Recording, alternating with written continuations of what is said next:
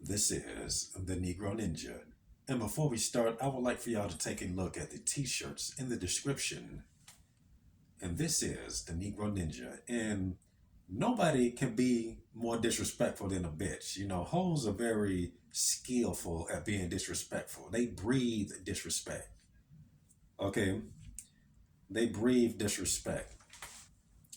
And when you are attractive, you receive more disrespect than the average nigga because they have to be backhanded with everything they do just to show superiority. They got to be the ones in charge. Okay, everything a bitch does, she has to establish that she's dominant in her own mind. Okay, and I actually got a couple of clips to show y'all. If I don't show the clips I want to show y'all, I might have to spread these videos out between some days. All right, so let's look at this first video. All right, because you got to hear this to believe it.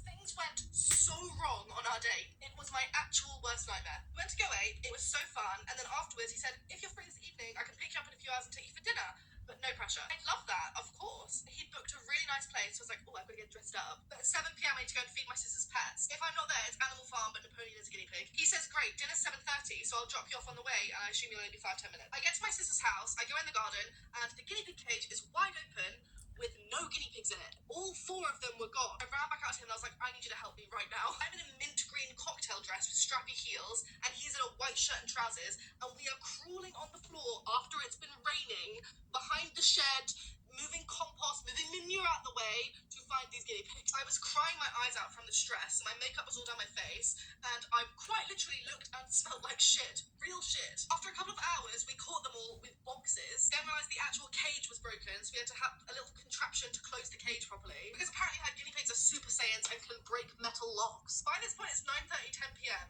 We have long missed dinner. We are both covered in mud and rain. Bless this kind man. He's like, shall we do dinner another day then? I'm like, yeah. Things went so...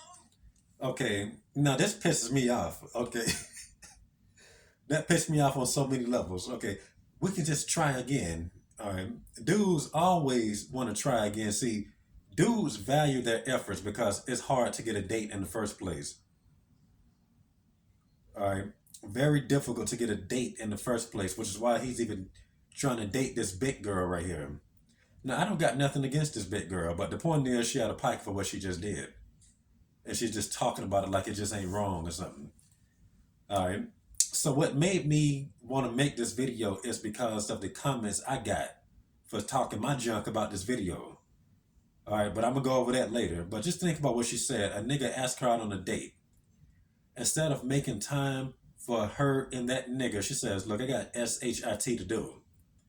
Okay, I got to look after my sister's pets.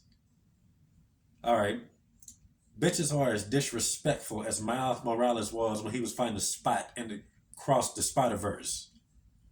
All right, let me find that clip real quick just to give y'all an indication. All right, and before I play this clip, I need to say this. Niggas would not get a second date for less than that. Niggas make time for the bitch. I'm clearing out all my plans so I can take this bitch out on a date. And I'm trying to lay my dick on her forehead if everything goes according to plan. Okay, she would disqualify you if you don't get out your car that you drove with your own gas money and open up her door on the passenger side because she's just too retarded to open it up herself. You're a man, you're supposed to open my door. Okay? You don't walk on the side of the road. You're not getting a second date. Like some hoes don't play that. Bitch, walk behind me. Okay, or beside me. Why you gotta walk on the side? Like, protect yourself. There's only so much a nigga can do for you when we both have 4 full functioning limbs. Okay, very disrespectful. And this nigga was out there smelling manure with her. She was covered in crap, and he was helping her fix her problems, literally covered in crap. Okay, if the shoe was on the other foot, it wouldn't even got that far. Okay, you telling me that you couldn't just get me on the day when you know you went busy? I'm not here to help you. This, hoes are just ruthless. All right, but let me let y'all hear this clip of Spot because I don't want to get copyrighted, so I can't really show it. And I think this describes interaction between man and bitch down to the T. And even this interaction that y'all just heard that girl talk about. All right, let's listen.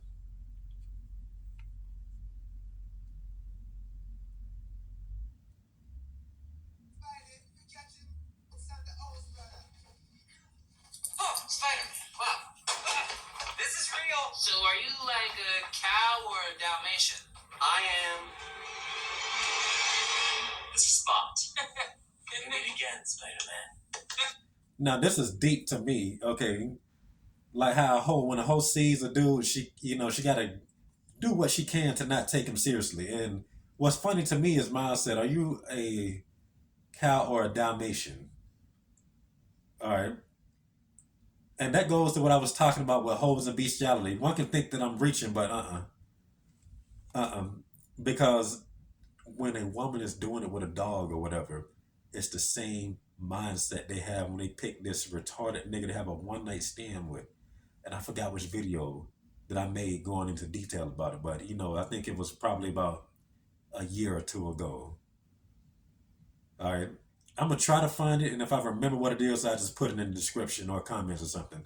So let's listen to this interaction to see more about how it parallels man and bitch. And the hoe don't, like I said, he's how disrespectful he is. A hoe will laugh in your face like that, even if you handsome. Okay, you can just be like, look, she'll laugh in your face just for showing your muscles. Them bitches is wild. They brutal and unfair. Oh, that's funny to you? Of course not. No. So is that a costume? Unfortunately for both of us, this is skin. Oh, dang. You see, I'm from your past. When you know. Oh, look. Oh, come on. Well, this is been. Who are you talking to? But I really gotta wrap this up. Go ahead, take the ball. Okay, Miles got on his phone. He said, hold on, let me look at this. And the dude was like, hold on, what's going on? And Miles is acting like he's just another nigga. Okay, and Miles is pretty much going to tell him that's what he thinks in a minute.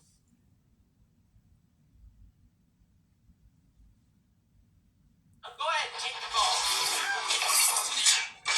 It's gone. It's so gone sometimes. Okay, let's do this one last time. Okay, the whole interaction is just goofy. If y'all know the scene that I'm talking about, where he first meets Spot and they just fighting, doing all this stupid stuff in the store, slipping over the soap detergent. My name is Miles Morales. Let me skip past this part and go to the other part I'm talking about.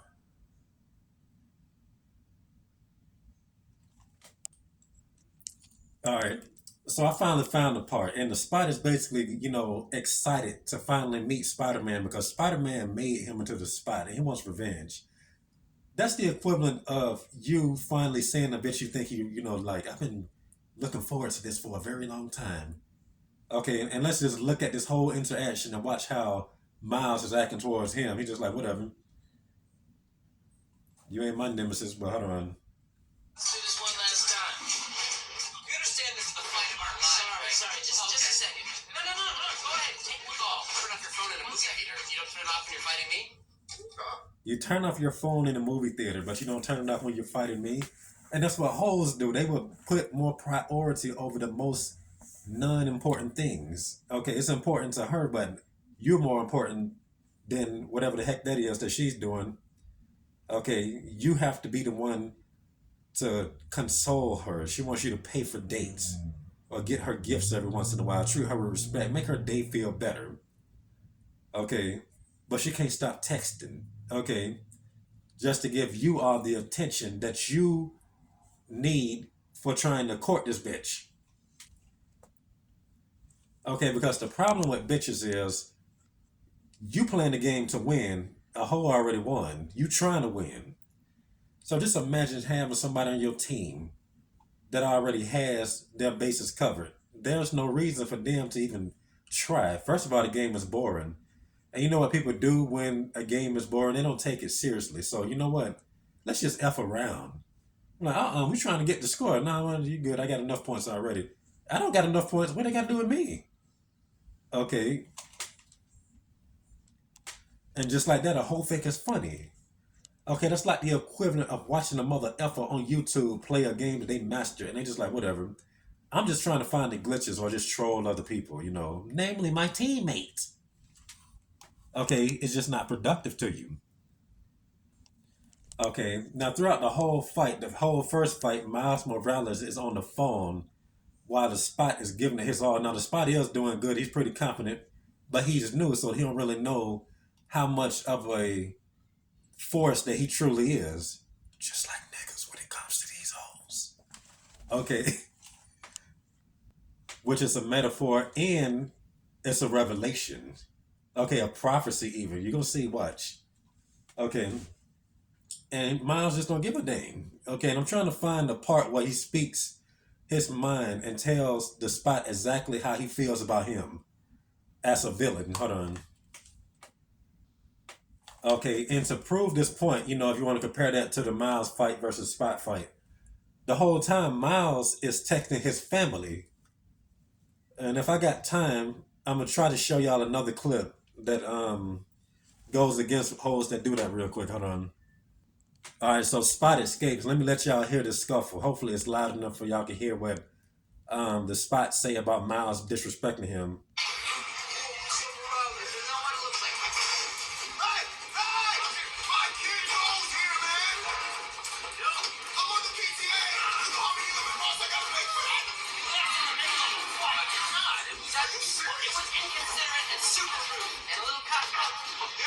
Okay, you left in the middle of a fight that was inconsiderate and very rude. All right, so let's listen to what Miles' rebuttal is.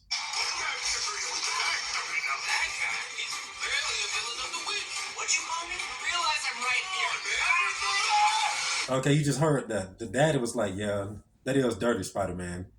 And Miles is like, this guy, he's barely a villain of the week. And the nigga was like, I'm right here, right? Just highly disrespectful.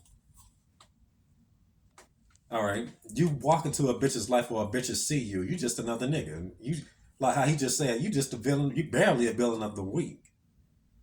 Okay. And to be fair, when you get deep about this movie, Miles is the villain. He's the protagonist, but Miguel is really the hero. Okay, Miles not only is doing stupid stuff by he trying to break the he's just trying to go against whatever's supposed to happen basically. All right. And Miguel just trying to let everything flow the way it's supposed to flow, even though, it might not make Miles happy because what's going to happen, I don't want to spoil it too much, even though y'all probably know if y'all watch this channel anyway. But yeah, um, Miles want to do what he want to do, but he's going to risk destroying the whole universe, basically. So not only is that about to happen, or possibly about to happen, but he is responsible for the biggest threat, possibly in the MCU. Okay, because he created Spot. Now, in my opinion, I think that if Miles gave Spot respect in this fight, it wouldn't went as far as it did, near the end of the movie. I don't think it would have became a multi-universal threat. Okay, and after he gets defeated by Miles, he goes and he do some self-reflecting. He goes to the zone. He literally goes into a portal in solitude, like how dudes should be. You got to be a solitary man. You got to keep to yourself, think and focus, learn, do some reflection. And he realized this is who I am as a Negro now. You know what? I think I would be better if I took this from this and this and this. And he did it. He got a chance to grow without nobody hindering him. Okay, that's the importance. That's why you want to keep niggas out your business as well. Okay, I'm telling you, this movie is deep. Okay, that's why niggas gotta be in your business. That's why niggas don't want you to be to yourself so they can not let you grow. Okay, and a lot of people will put you under the illusion of inclusion. Okay, I did a video about that a while back. So anyway, let me let y'all hear a clip of what Miles say once he realizes that Spot is aware of his full potential now. All right, so here's the scene, and Miles is trying to actually talk Spot out of it. And Spot is going to basically tell you, no, because you made me this way. On a psychological level, basically, he hurt his soul, and he's telling him, you hurt my soul, and you're going to pay for being disrespectful.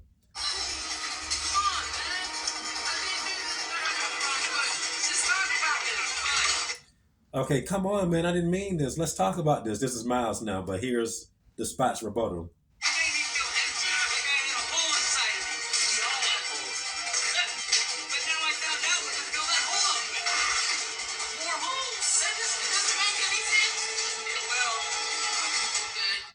Okay, now this is deep. You know, when niggas have that realization that bitches ain't shit.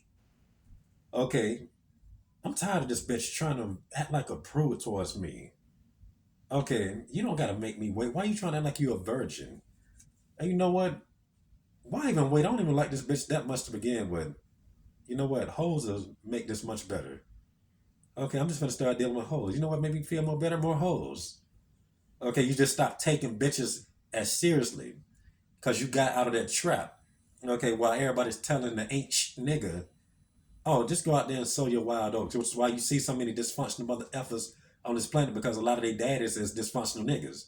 They should have been telling you, go out there and get you some coochie. You know, we've been over this a million times. Um, you know, polygamy and all this stuff. Go out there and have multiple wives is what they should be telling you. Don't do hoe stuff is what I'm trying to get across. But anyway, that's basically the same thing as you come to that realization. I'm just gonna mess with sluts and hoes. I'm good. Don't worry. You're welcome. This romantic tension is so palpable. If Spot gets more hoes, you'll be unstoppable. If the Spots get more whores, he'll be unstoppable. If you as a nigga in particular get more hoes, you're gonna be unstoppable. Okay, and this is why the more masculine a man is. Now, once again, a man cannot truly be masculine if he's just, hold up, if he's just, I'm alpha. Okay, when you lack intelligence and think you smart, that's what the bitch got you what she wants you. Yes, you are alpha. I submit to you. She ain't submitting to nothing. You submitted to her like a pimp does, and he don't even know it. Okay, now the easiest way to explain what I just said, we can just talk about the pimp. They think they run these hoes. Okay, the hoe run the pimp. You got to think they making money based off of actions that a hoe does. If a hoe stop making money, he don't have nothing. Okay, and they think they top G's and stuff. But you know who's a real top G? Okay, niggas that can make money without a bitch. Let me just find a product to sell. Okay, if your product can just decide, you know what, I'm gonna go to another pimp. I'm just gonna be a renegade hoe. How are you really in control? Okay, it's the same concept. Okay, so to know that would make you masculine. Okay, you know exactly how bitches operate. You know how the dynamics is. That's what make you masculine. You know what should be done. You know what you should be doing. That's what make you masculine. Okay, and that's what hoes hate. Okay, and we've been over this a million times as well about hoes to place the best man on the shelf, you know, in the friend zone or etc. While you know the inferior man gets to go up inside of her, all right, and does whatever he want. Like hoes, and that's what you know. Like all the stories, all the handsome man videos I've been making. Like a bitch will try to trap you. Okay, you look good, so they'll naturally withdraw, and you just you know they just see you, and you just basically like Goku. Psh, they can just see your aura, you know, and they just you know what? I'm gonna just figure out how to trap that. Okay, okay, to make this even easier to comprehend, and I have heard Horace say this multiple times. Oh, he's cute, but I'm not gonna let him know that. Okay, just like how they don't want Spot to, you know his potential. Okay, and they were trying to talk him out of doing what he was trying to do. You know what? Don't do it, Spot. Come on, man. I'm sorry. Okay, they don't want him to win. Even though Spot is the villain in this movie, you got to realize about movies. In many cases, the protagonist is really the one that's evil and the villain is usually the one that's good. When you really break it down and get deep on some Breaking Bad stuff. But a lot of people can't do that. But anyway, they want to make it too complex. And since we on that topic, I don't know why people act like that's such a foreign concept when they know Hollywood is the devil to begin with. So you know they're gonna teach you some backward stuff on the movies. Okay, now I'm gonna show y'all, let y'all hear some more of this clip. Okay, now Spot realizes his potential.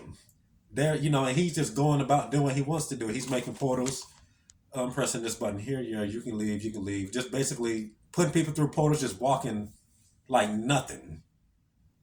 Okay, nobody could stop him. If the Juggernaut was in this movie, he couldn't even win. Okay, that's what happens when a man utilizes masculinity, like when he know what it is to be a man.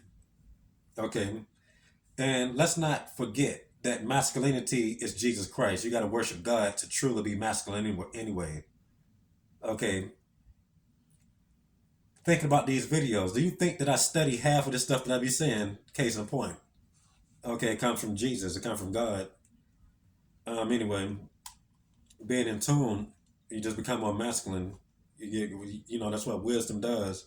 So let's listen. And I know that makes some of you atheist niggas mad, but I ain't tell y'all to be here.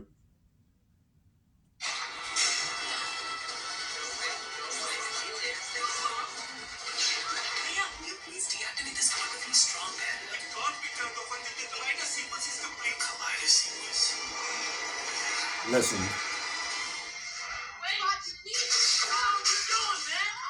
So much more than a villain is weak. I'm sorry. I caused that, okay? You're a great villain.